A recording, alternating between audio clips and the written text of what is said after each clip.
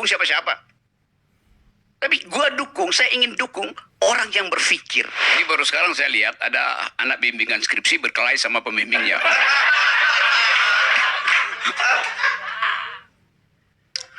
Oke ya, saya ambil cara untuk mengulangi ingatan saya, pelajaran yang saya beri pada mahasiswa saya 20 tahun yang lalu.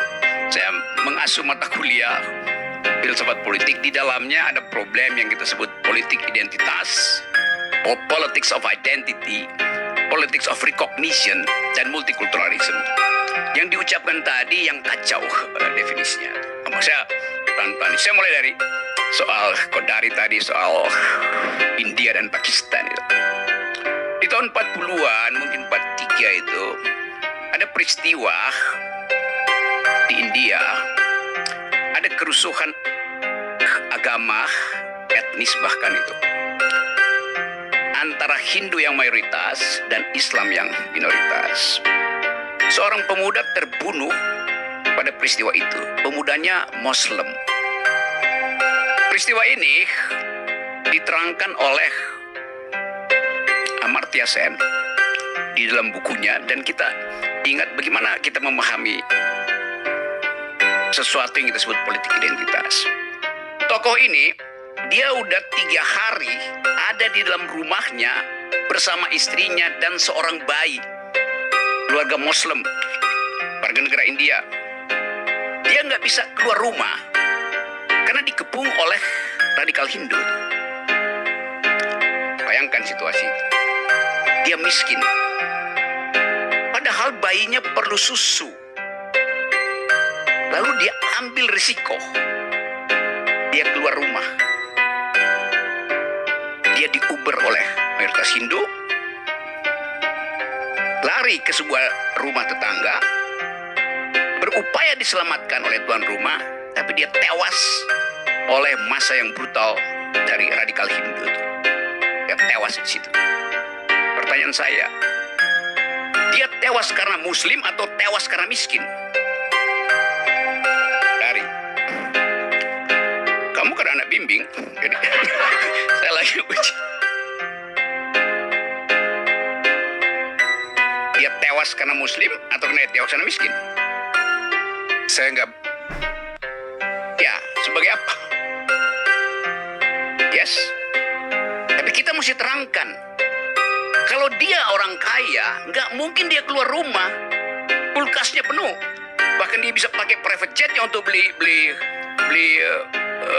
Nggak bisa bang, susu pakai helikopter bang. Ya, Kalau private jet nggak bisa, pakai helikopter bisa naik ke atas. dia itu orang kaya, lebih kaya dari lo itu. Jadi lo nggak usah bayangin apa-apa gitu. Saya yakin sekarang saya lebih kaya daripada abang. Itu nanti dibuktikan di KPK. Saya ulangi poin itu ya, ini serius nih. Karena status sosialnya miskin, dia ambil risiko. Dia mati karena dia miskin. Bukan karena agama. Memang orang sebut itu urusan agama. Tapi kalau dia minoritas dan kaya, dia selamat. Indonesia juga begitu. 98 banyak minoritas yang kaya selamat kabur dari kerusuhan 98. Jadi ada variabel lain di situ. Bukan sekedar variabel ras segala macam, ada variabel kelas di situ. Itu poin pertama. Poin kedua, saya dengar tadi Pak Jokowi bicara tuh bahaya. Bahaya. Kita bisa bayangkan dulu bahayanya dulu ya. Tapi kemudian beliau tambahkan, kita akan ada orang yang memanfaatkan itu. Ini udah insinuasi. Siapa yang akan memanfaatkan? Tentara, Kartosuwiryo, Aidit, siapa? Jadi istilah itu aja udah menimbulkan kecemasan. Siapa? Cina, Amerika.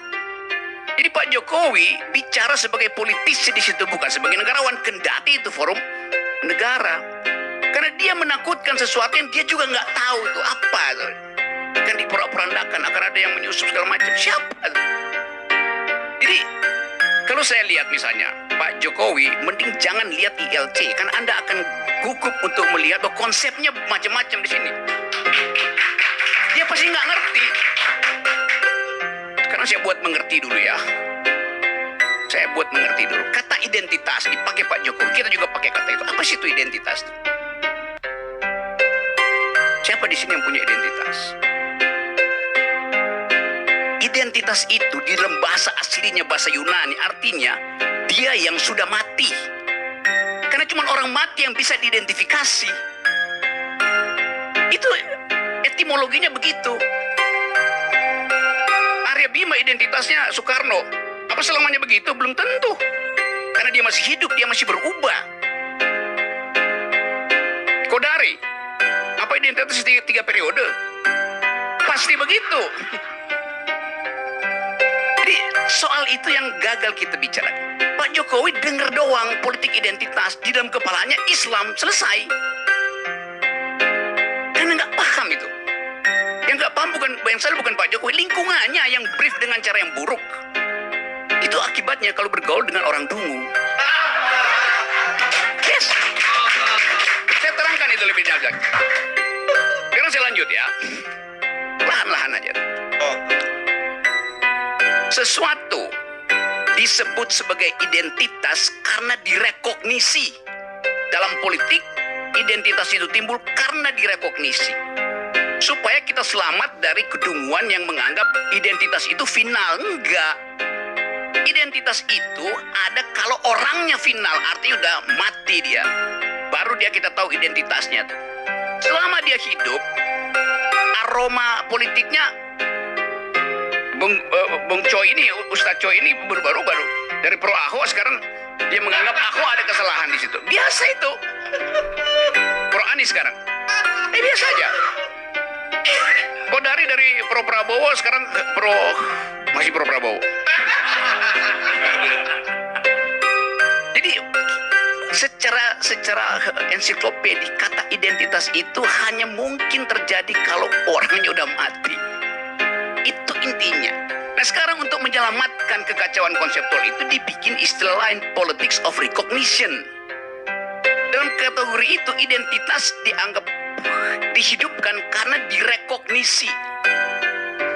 Nah itu yang menyebabkan kasus di Kanada misalnya, dia pakai politik multikultural, di kita multikultural.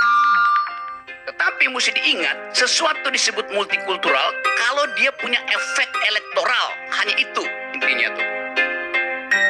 Kalau Anda punya identitas sesuatu nggak punya efek elektoral, nggak akan disebut sebagai politik multikultural. Baca Wilkie Mlika, baca Charles Taylor segala macam, itu pentingnya baca, jangan kerja aja.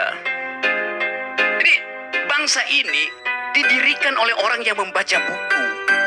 Ingat tadi yang terangkan oleh Fahri, mestinya kita perkakas yang ditinggalkan bangsa ini itu otak, pikiran, kita pakai. Teruskan perdebatan konstituan, teruskan percakapan tentang masa depan. Nah Pak Jokowi nggak ada di situ. Pak Jokowi nggak tahu masa lalu, nggak tahu masa depan. Coba kita fair, coba tanya Pak Jokowi. Apa yang Pak Jokowi tahu tentang yang diterangkan oleh Fahri? Nol. Apa yang diterangkan Egy itu tentang masa depan, harapan? Rock ini memang sok tahu benar-benar. Saya tahu semua memang. Karena itu saya terangkan. Kan tadi kita berupaya untuk mendengar. Lama-lama oligarki intelektual juga dia. Ini apa relevansinya nih saudara? Lanjut. Oke, lanjut sekarang ya. Saya ambil sekarang bagian yang oke, kita bicara masa depan sekarang. Kita ingin masa depan kita dihasilkan oleh pemilu yang bermutu, right? Oke. Pak Jokowi juga bilang begitu. Pemilu mesti bermutu. Bagaimana pemilu itu bisa bermutu? Ada pertengkaran pikiran di dalam kampanye. Itu intinya tuh.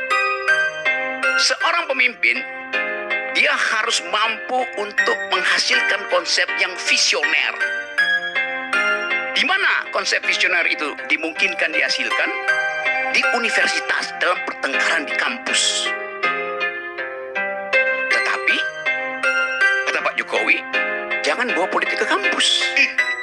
Dia nggak ngerti masa depan artinya. Masa depan itu ada gagasan, pikiran. Kampus dilarang untuk memperdebatkan politik. Lalu di mana kualitas perdebatan itu? Nggak ada. Satu poin ya. Poin kedua, seorang tidak cukup dia punya intelektualitas, dia juga punya moralitas. Di mana bagian itu diuji? Di rumah ibadah. Tapi nggak boleh menguji presiden di rumah ibadah. Jadi Pak Jokowi mau bilang pemimpin ke depan itu nggak perlu intelektualitas, nggak perlu moralitas, cukup elektabilitas. Nah, itu urusannya Kodari. Survei aja. Jadi kita mensurvei sesuatu yang pemimpin kita hasil survei, bukan hasil pertengkaran akademis, bukan hasil moral clarity. Karena di tempat di mana pertengkaran pikiran harusnya diwujudkan, justru dilarang, yaitu kampus. Di tempat di mana moralitas diuji, justru dilarang, yaitu masjid, gereja, rumah ibadah. Di mana otaknya? Jadi dari awal kita tahu bahwa pemilu pasti nggak bermutu. Poin terakhir, 75 hari kampanye. Salah, 4,5 hari kampanyenya.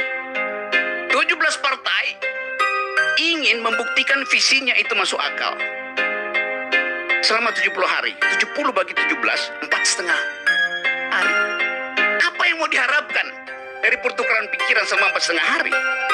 Yang diharapkan adalah amplop. Rakyat nunggu amplop. Jadi, pemilu ini didesain untuk menghasilkan orang yang tidak berpikir dan orang yang hanya menagih amplop. Itu intinya. Nah, karena itu saya anggap bahwa ini refleksi kita supaya kita nggak segera ditipu oleh juru bicara yang disewa oleh istana untuk membodohi kita. Ini forum kejujuran gitu. Saya nggak punya kepentingan, saya nggak punya partai, gue nggak dukung siapa-siapa. Tapi saya ingin dukung orang yang berpikir. Itu intinya tuh. Assalamualaikum warahmatullahi wabarakatuh.